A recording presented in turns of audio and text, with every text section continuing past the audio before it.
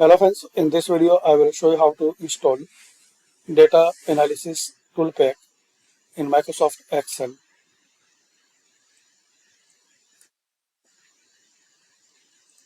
So firstly, click on Options. Now here click on Add-ins.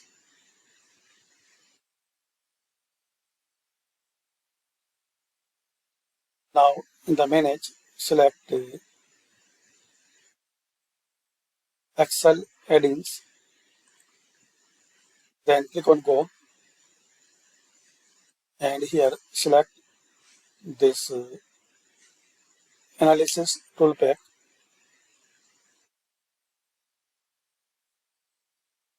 Also you can select Analysis Toolpack VBA.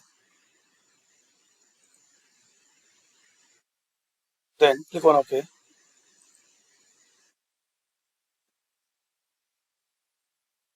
Now here click on Data.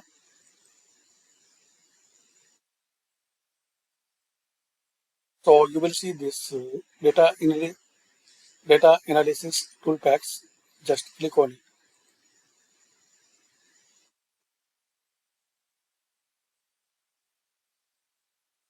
So thanks for watching, guys. This is the method to install